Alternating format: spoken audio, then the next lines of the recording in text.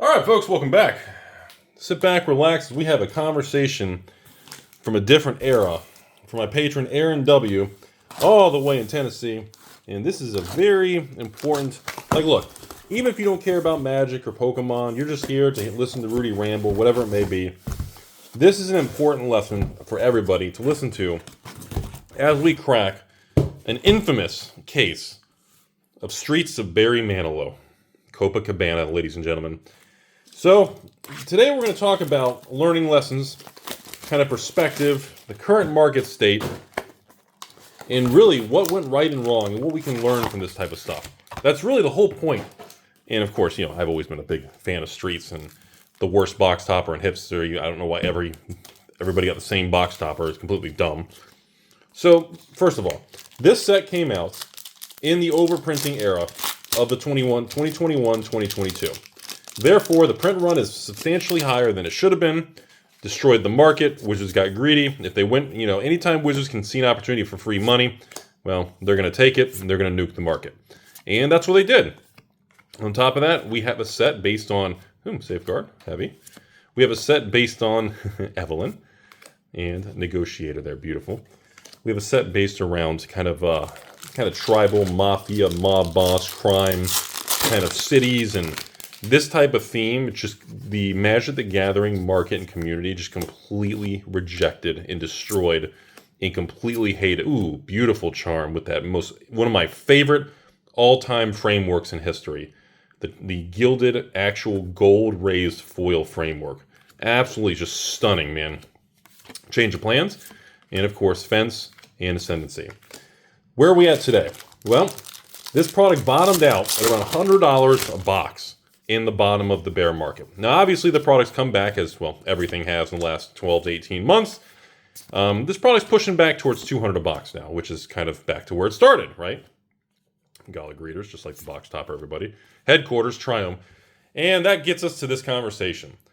This set, financially speaking, you have a ton of about $2 to $8 rares and mythics, planeswalkers, some good little artifacts and other lands. But this entire set is built around the value financially of these Triumph lands. These little fancy little lands, and of course some of these specialty variants have some good value there. Interceptor, nice gold yield. But essentially all of these little specialty little Triumph triple E little lands are going to be between, $8 to $15 a card. And your experience, and financially speaking, if you're looking at that, that is a common, that is not the Triumph land series.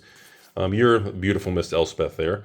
You're going to be pretty much looking at, how many Triumphs you get in a box. That is going to dictate your attitude, your success, or if you decide that you're crazy enough to crack these packs, everybody.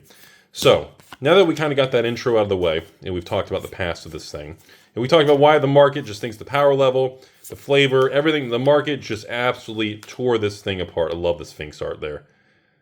Wait, is this the set with Ledger Shredder? Is this the Shredder set? I think it is. Or was that Dominaria United? No, I think is it Streets of Barry? Isn't Ledger Shredder in this? Anyways, I thought this was the set with one of these ones from this era, right? God, I love that. God, those are so beautiful, man. God, the gold gild in there. Scheming Fence. Placement. Beautiful giant Kraken there. The All-Seeing Arbiter. Infamous little mythic there. And the Hoarder Hauler. So I do believe, just to give you guys an example, this product, similar to things like Ikoria from 2020 era, was a victim of the timing of the release. Some products, no matter how good or bad they are a victim of, market timing, everybody. Subtle brush. Depopulate. Ooh, the collector there. Nice little commander man there. And a Scheming Fence that looks absolutely terrible on the actual ink and the contrast there. But yeah, this is one of those products, ladies and gentlemen, that this was a victim of timing. I firmly believe, and I know a lot of people disagree, there's Rudy, this was just a hot trash set, period, nothing else around it. Ascendancy. We got the Rudy the Rats, we got the old cemetery over here, Ascendancy again, and there is another of our gorgeous giant. Should I count Triumphs? I think I may have skipped one already. We can count Triumphs, I guess. If we are counting Triumphs, if I only gotten 2, I think I skipped a couple, everybody. Because it's really, I like goofy things, like this mountain. I love this. This is one of my favorite mountain piece of artworks. like in the game. I don't know what it is about that art. It just has such a weird cyberpunk vibe. Hey, Ob Nixie. I forgot he was in the set. And Black Market Tycoon. You got the font and an absolute stunning ascendancy there with that gold guild. I believe this product, if it came out at a different time, the print run was different, would be a $300 to $500 collector box. I know people are going to make fun of me for that, but this is such a unique set. They are never going to do a return to Streets of Capenna, folks. Let's put it that way. Like, that's how I view it. Beautiful. Golly, the Revelers. I know it's just a common, but... Ooh, Kraken. There's a bunch of $2, $3, $4, $5 cards in the set.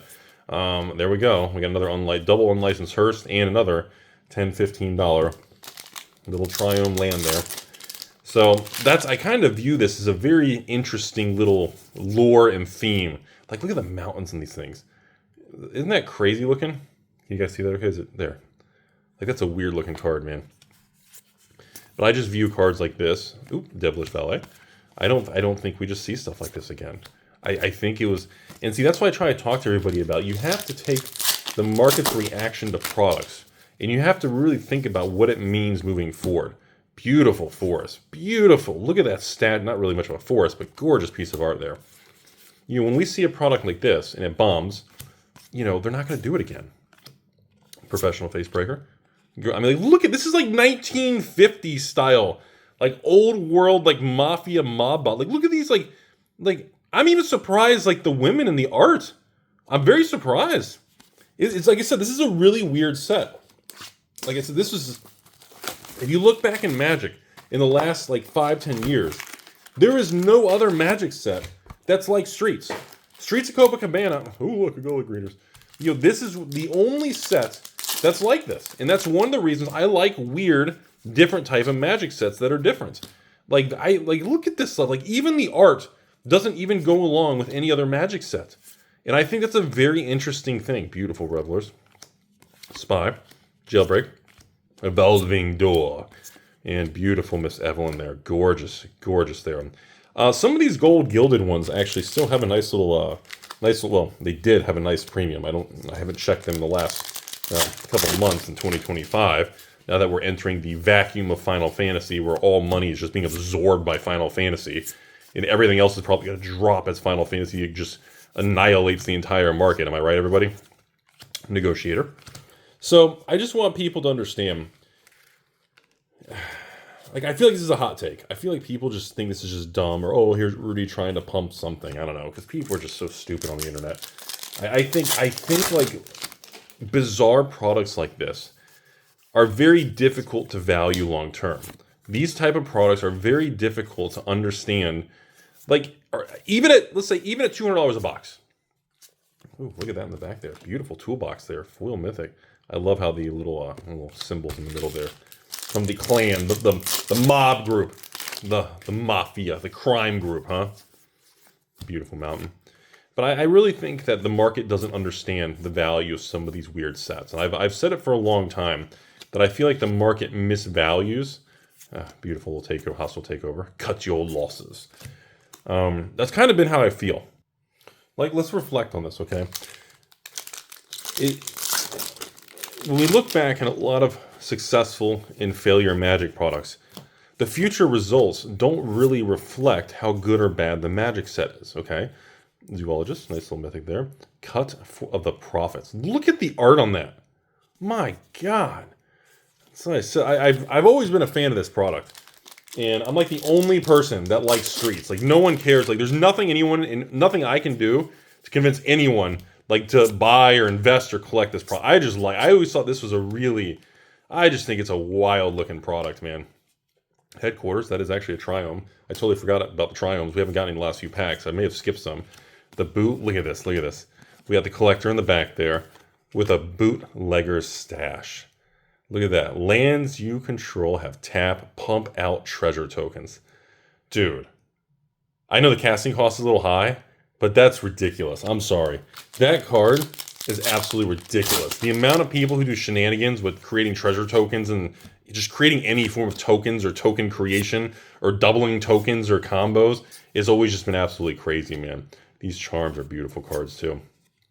Beautiful. Extravagant replication. Meanings of the Five. Look at that casting cost, everybody. Look at that casting. The 5 crime bosses meeting. Casting cost of, what was that, 8 casting costs.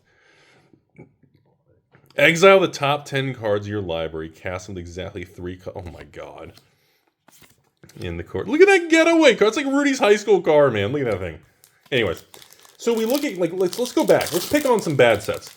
Like, look at Guilds of Ravnica, Ravnica Allegiance, War of the Spark. Like, look at these older products, okay?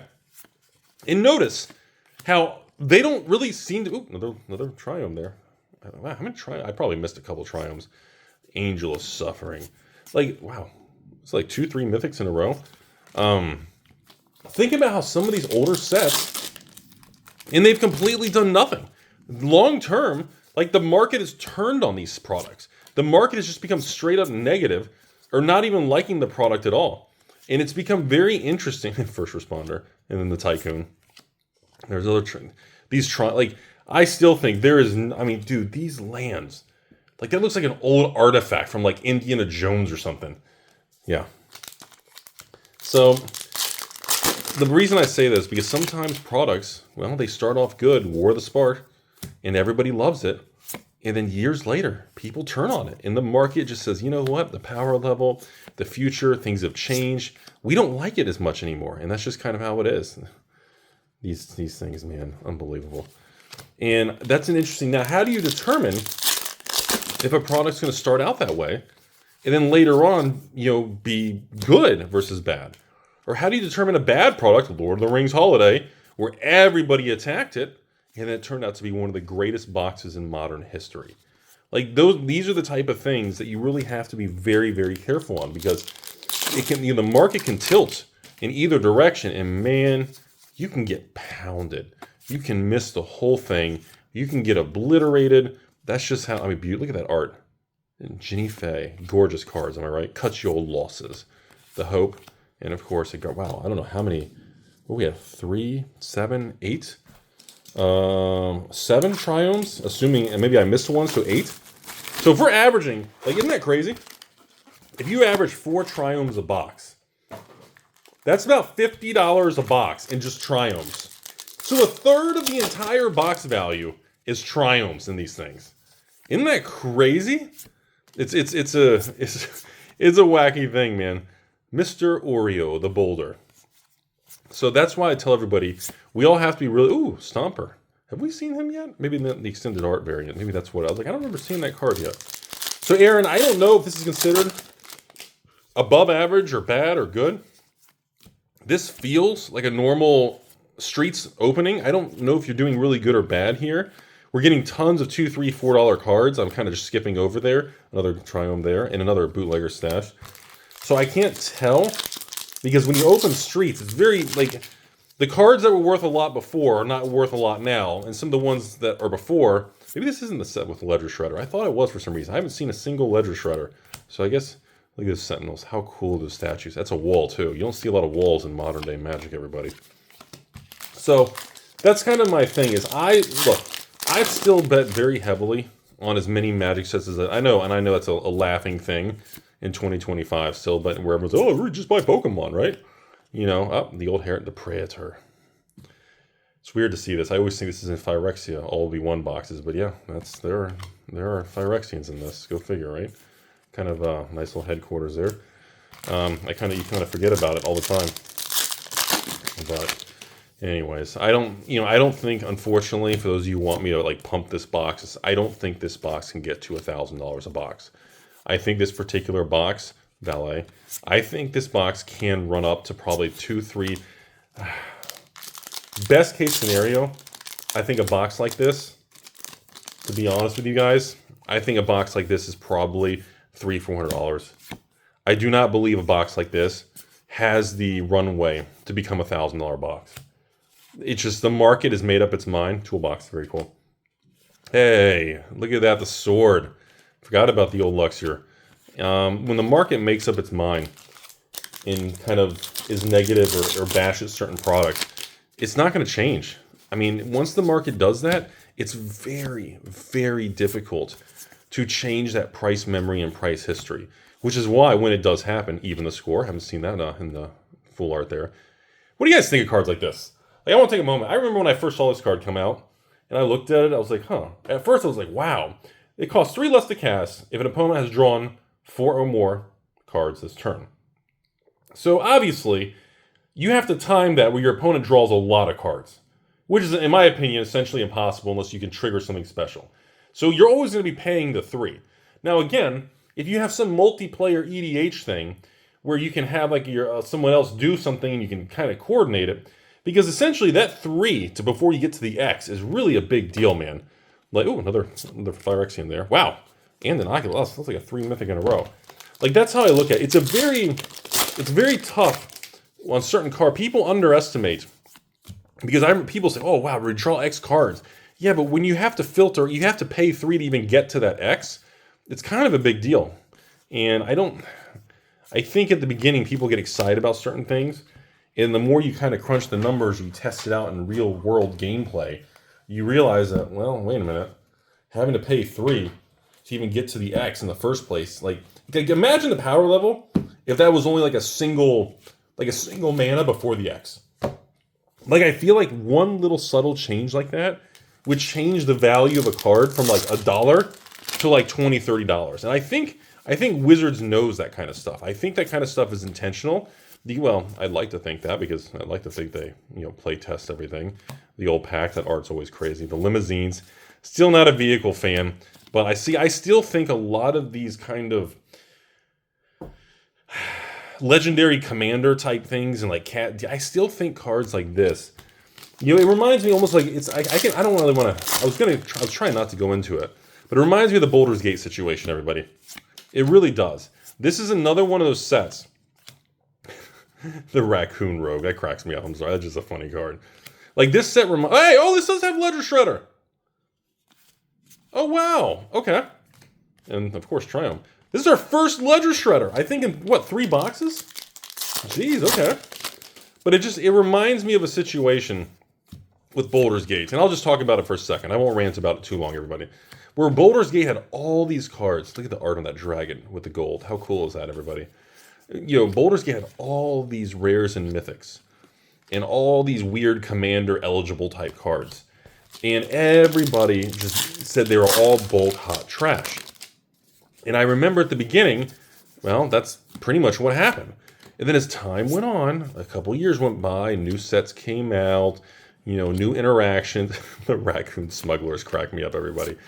Suddenly, everybody started to change their attitude. And I still think there's going to be certain cards in the future, like this. I mean, it's not a mythic or anything, but I still think there's a lot of unknown pricing and opportunities. And that's what makes Magic interesting, and it makes Magic very difficult, because we don't know. We have no way of knowing what the future of Magic is, I mean, do we want to revisit, the Jeweled Lotus situation? The Mana Vault situation? The whole Mana Crypt thing? Like, do we want to revisit what happened with all that stuff? And the backlash, the changes, and, we can't predict these kind of events. Oh, beautiful fountain. I forgot the fountain was even in this. This is our first fountain in the video. Absolutely beautiful, beautiful fountain there, everybody. Holy cow, look at that. All right, here we go. Here, gorgeous, gorgeous, gorgeous. So, anyways, that's just kind of what I'm just kind of pointing these things out. I guess my brain likes to kind of review and likes to go back and compare the different directions and the different routes. Nixie and depopulate, because you learn from the things that we were wrong, and we try to think about why did we miss it. Why? Okay. All right. I guess we'll talk about Baldur's Gate. Sorry, I was trying not to get off topic. Now we get a second Ledger Shredder. I was like, there was a whole flipping video with like no lead. Really? The whole beginning of the video, Aaron, we had like no Ledger Shredders, and now we've got 3 of them in the last few packs. But when I think about this stuff, like I think about Baldur's Gate, the only reason Baldur's Gate keeps going up in price is because they didn't really overprint it. Ooh, beautiful painter there for the nice assassin. Because think about this, folks. Baldur's Gate came out in collapse. There were no reprints of Baldur's Gate draft or set after release. Like, there were no reprints. The market bashed it, and it literally destroyed the product. Distributors were stuck with it. Everything was marked down, and the truce. So what happened? Long term, when the market realized that the product's not that bad, well, there's not enough supply now. Why? Because, well, Baldur's Gate was supposed to have draft and set boxes, probably reprinted 1 or 2 times, like most Magic sets. I mean, it's not a standard set, still kind of a specialty set, but still, not the collector boxes, but even the regular. And, well, it just didn't happen, everybody. It didn't happen. And in the short term, that was a good thing. In the long term, people are realizing that, holy crap, some of the cards are going up in value. Depopulate. I don't know. And now people are questioning, the value and how rare and how difficult it is to get some of these cards. And that's what I think is going to happen one day with a set like Streets. And again, Rudy doesn't know how to play Magic, and I just kind of ramble my own opinion on things. But in my opinion, I just don't see Streets. I don't see this product being 10 years old in the future, in collector boxes being $199. Beautiful packs. I just think the cards look too fucking cool. The Crime Boss and the unique nature of this Magic set, and nothing being like it, and knowing we're never going to have another one because the market reject. Like, dude, you have demons and monsters in, like, Wall Street suits, man. Oh, and Triumph. Like, it's crazy. Like, it's a really bizarre point, and it's a weird Magic set in Magic's history that I think is, I don't want to say safe, but, well, the odds are quite favorable that it's probably going to be left alone. You think, like, Black Market Connections from Baldur's Gate's a very popular card. Black Market Tycoon, beginning your upkeep, deals 2 damage to you for each treasure you control. But it pumps out treasure tokens for free. But it hurts you. Now, of course, if you could have some sort of combo where every time you get damage or something happens, you could probably do some shenanigans with that, right? That's how I always view things. God, look at this Sphinx Demon. That's how I view everything. Anything that creates automatic effects or reoccurring or tokens or double tokens or, multiply the tokens on the board or double the treasure tokens, anything to do with that kind of market, I don't want to say manipulation, all-seeing Arbiter. Like, look at these cards. Look at the Arbiter. Flying. As a battlefield text, draw 2 cards and discard. So you already got card draw and library ability to cycle. And then here it is. When you discard, a creature an opponent controls gets nuked of -XO. So pretty much their power gets nuked until your next turn, where X is the number of different mana values in your graveyard. So the problem is it's a 6-drop, I think. I think it's the cost. And then you got this, like I said, you've got these crazy, weird mechanic cards that nobody plays with and nobody looks at. And I'm like, who has a stack of Body Launderers? Like, look at this thing. 4-drop, 3/3, Death Touch, and dies. Launderer convies? I don't even know what that mechanic does. Then when it dies, you bring it back. Like, there's so many weird things like that, everybody. I'm telling you. I just always get very suspect long-term by just saying this set's dead. And that's how I view things. Because products like this, can you imagine if something changes or an interaction? Tenacious Undoing. Okay, here's a nice 2-drop. Anytime I see 1 or 2 drops, I'm always like, 3/2 Blitz. You can blitz it for 4 and pay 2 life. When you cast a graveyard using its blitz. Wow, okay. See, I don't know. I'm always a very contrarian when it comes to weird stuff like this, everybody. Aaron, I'm not really sure specifically why. Like, you wanted this particular box opening or what your favorite part is of the set. But, I've always think, there's another head. I know I've missed some of these Triumphs. But I've always been very, like, God, look at that thing. Look at the Stomper, man. 3-drop, 4/4 Vigilance, enters the battle, searching for land, pop into the battlefield, can't attack or block unless you control more lands. 3-drop for 4/4. I mean, that's, yeah, but you immediately get a 5th land. Or, I'm sorry, a 4th. So you get how many lands? 7? So it's kind of dead in the water for a couple turns. That's kind of the downside, everybody. Anyways, we are down to the last 24 packs to open, ladies and gentlemen. I'll go ahead and open the last 2 boxes for everybody to kind of view. And then we'll go ahead and talk about moving forward here. I want to talk about some of the risks with, like, the Final Fantasy and things coming out here now that we're getting towards the end of the video. I want to give you guys a couple of little opinions here. There's a lot of concern in the Magic market right now regarding Final Fantasy just straight up absorbing all the money and demand in the Magic market and what that means for all the sets. Like, a lot of people are very nervous right now that Edge of Eternity, the set after this, Boss is confident, another Stomper. Ooh, Kraken, that's a nice little pack. A lot of people are concerned the next Magic set following Final Fantasy will just be, by default, it's going to crash and burn. There's a lot of chatter with that because Final Fantasy is going to absorb everything. Anything around it is going to be absorbed by Final Fantasy. And then, nice letter shredder. And, well, there's real truth to that. That's a real potential, ladies and gentlemen. Like, I'm not saying that's not possible. That is definitely, we've seen that happen before. We've seen the double masters type thing with Baldur's Gate. We've seen products, oh, God, look at that nice Ob Nixie there. Beautiful Ob Nixie. But you can't look at that as like a negative thing. You have to look at any market swings. Like they always say on Wall Street, the more market volatility we have, there's more opportunity there is for individuals, and because it transfers money around. It's a wealth transfer vehicle. Does that make sense, everybody? Oh man, look at that appearance. Look how fucking cool Elspeth looks. Wow. I know it's not the greatest Elspeth, but dang, she looks fire in that, man. But think, like, whenever we have volatile markets, whether it's stock market, collectible market, when prices swing down, swing up, it creates a lot of opportunity for buyers and sellers to sell and run, buyers to buy dips and get discounts. Currency converter. I always thought that was a funny artifact. Can't believe I haven't seen that one yet. And Troublemaker there.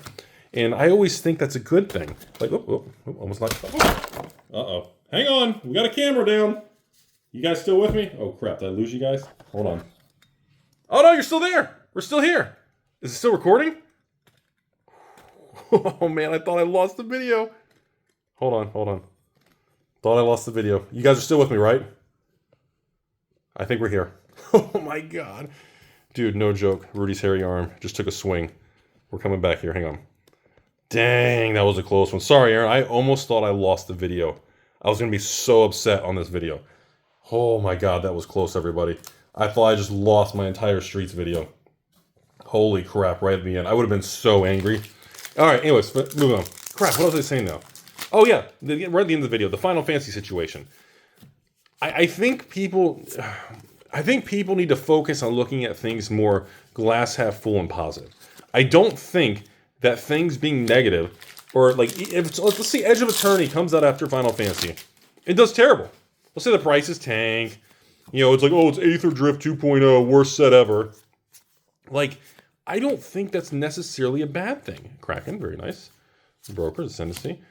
People are upset because things get too hot and prices get too expensive. And then when things go back to normal or a set does bad, everybody's angry and nobody wants it. So again, that pendulum swings on both directions of everything. And it's a very difficult thing. Ooh, nice little gift there. And, ooh, nice headquarters. That is actually, by the way, getting triomes that are actually like full art, flashy ones like this are very difficult to pull. Like, you do not get a lot of those kind of things because you get the regular versions, you get some full art, but to get the actual full arts, actual flashy ones, it's actually kind of difficult to pull, everybody. I don't know if you guys realize that or not. Duelist, Getaway, Ceremonies, the Devilish Valet. Some of these cards are kind of stuck together. Got the Warden and the Getaway. But that's my opinion. I think I think we're in a time where emotions and social media really skew everything. I really do. I think people need to, it's a perspective problem. It's an expectations problem by the public. It's always, oh, wow, another Spire's headquarters. Okay, that's back-to-back Spire's headquarters there. And see, I think, like I said, I think cards like this are just flipping awesome, man. Like, do you even notice her stabbing the painting on the wall? It's so cool, man. Such a cool thing. So, but that's my attitude on there. I tell everyone the same thing. You should be enjoying the hobby. You should be having a good time. And you really shouldn't be focused too much on just, prices being too high or too low. The market's going to market. And when the market, establishes that the cards are worth a lot or they're very desirable, the prices go up. When people are angry and negative, prices go down. And it's always been that way. When prices get high, everyone gets angry at everybody. And when prices get low, they think stores and everything's just worthless, right? Look at that diva there. Look at the kitty cat bard druid. What an archetype, am I right? What a blend. So that's my speech, everybody. We're going to the last 12 pack. We got our 5th ledger shredder. Okay, that's nice. Pegasus street art. That's so weird. Like the whole video, And then all of a sudden, you get like... It's so weird how you can go multiple boxes and barely pull certain cards. And then back to back, like, this is a weird card to me. Like, no joke. It's technically a wall, because it has Defender. It's a 1-drop 0/3 cast anytime flash. It has haste. It's Defender, and you can copy a spell you control that wasn't cast. I always thought that. I remember the first time a patron asked me about that card back in like 2021. I thought that was a really interesting R&D designed card. Oh, well, Ledger Shredder number 6, everybody. And it just shows that you can't really predict. Some cards just they disappear into bulk nothing. And other cards, well, Ledger Shredder, they become, annoying historical cards that everybody remembers. It's weird how this stuff works, man. It just reinforces, no matter how long you do some of this stuff, Pegasus, there's a titan of industry. Boy, I don't think that's the first time we've actually pulled this in the full art fancy one. That's a very powerful card, by the way. I don't know if anybody plays with it, but I remember the first time reading that thing, I was like, are you serious? Things like I can't get this comment. It's stuck in the corner. And that's the other thing. Just because a card seems good doesn't mean it's going to see play or have synergy with whatever's going on in Standard or the other cards. That's another thing you have to remember there. We got a gift and another flipping third in a row. Spara's Headquarter, full Monty flashy ones. These things are probably $15 a pop, man. Holy cow. That's nuts. That is absolutely crazy. Jeez. All right. Towers, Captain.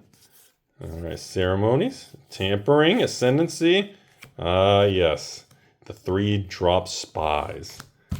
So, in conclusion, everyone, thanks for watching the video. Aaron, thanks for being a very kind patron. Is this the second to last box opening video in the queue over the last 2 months, everybody? We are coming to a close there. I apologize for the slowness on there. The news cycle and all the drama and the Pokemon and Final Fantasy have been kind of taking attention away from the box opening videos, so we've kind of slowed down the box opening videos again, and we're probably gonna take a break from box opening videos for about a month or so as we go through this big blitz between the flesh and another Phyrexia, a little right there, like Body Launder. I think it's an interesting little card. So the next month you won't see as many videos. You're not gonna see a lot of box openings. There's just too much going on behind the scenes with the business and the patrons. We're gonna be focusing on pretty much order fulfillment. And obviously the Flesh and Blood situation, beautiful gift.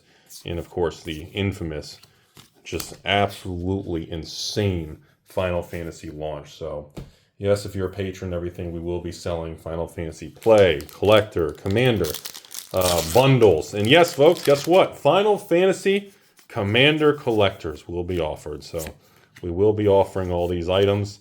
And the Proving Ground there. That is technically a Triome, I believe. Scheme, Explosion, and Underdog. Hey, anytime you get a pack, if you got a Triome in it, you already got 10, 15 bucks out of that pack. I mean, I'm not going to complain about that. Already out of the gate, you're doing good. Plus, you got all the other cards in the pack, so why not, right? So yeah, I expect that, everybody. We're definitely going to have to be reshuffling my schedule there. We got the Kitty Cat Advisor. She's good looking. I'd take her to Chick-fil-A. I'd definitely get her some waffle fries. Depopulate. Let me comment one time on Depopulate. I haven't mentioned it the last few times we saw it in this video. Each player controls a multicolored creature, draws a card. Then destroy all creatures. I never thought it was that great of a card. I mean, I get that there's kind of a nice little kind of angle there with card draw with certain things. I don't know. It's kind of just a Wrath of God with a little bit of a variant. His casting cost is the same 4-drop as a Wrath of God, so I really don't think it's that big a deal. Now, Kraken, I think that's an interesting... That is one of the better rares in the set. I think it's actually still holding up financially, but that was... I always thought that card was pretty shenanigans right there. But then again, anytime you have some of those mechanics that can do wonky stuff in combo, well, you're going to have stuff like that. Got the back-to-back cards always freak me out, everybody. Stompy Dragon, of course. Lethal Scheme. Haven't seen a lot of those right there. And, of course, Rigging, Stomper, and right at the end, we have a gorgeous Endless Detour. The owner of the target spell, non-land permanent, or a card in the graveyard puts it on the top or bottom. It's instant speed, but I don't know if it's worth a 3-drop like that with multicolors. So thanks for watching, everybody. Aaron, thanks for being a very kind patron. Get all these cards headed your way. I guess one comment before I end the video. You know, we're in a very, I've been doing this so long. I've been doing this for over 20 years now. And of course, 10 years being public on YouTube of my 20-something years. And it really is something that even I have to remind myself that the situation of 2025, I never, ever saw the strength of 2025 coming. I told everybody about the market bottoming in Q3 of 23, and I warned everybody to be bullish going into 2024 because the market and Wizards was doing some internal stuff, that private and emails to myself. But I never in a million years would have predicted 2025 was going to be this much of just fucking crazy. I have never seen a market where Magic and Pokemon are firing like this on all cylinders. And you even behind Magic and Pokemon, you have Flesh and Blood booming, you have One Piece booming. Like it's incredible. And behind that, you've got Lorcana, you've got Star Wars, you've got Sorcery, you've got Weiss. And we got new card games coming. This new Rifts thing. We got Godzilla's, a HoloLive. I mean, it's crazy. It's unbelievable how strong this market is. And I guess the last thing I'm going to say, sometimes it almost feels intentional because we went through the COVID thing, and it's almost like the forces at work in the card world. Like it almost like we needed to have a big crash after COVID to flush out the shit and the weakness. And then anyone who survived, well, you get rewarded. And that's really how it feels to me. All the people who sold and quit in the crash for 2 years, for 2022 and 2023, the card games, all the Kickstarters that failed from the COVID era, and anyone who made it through, man, any player, collector, evil investor, card company, anyone who stayed and made it through this, just, you made a lot of money and you did really well. And that's something that everyone out there who did should be proud of themselves. Everybody should be. Everybody should be proud of themselves if you stuck through that. That's all. I just want to add a nice little life lesson at the end here. I hope you all have a beautiful day out there.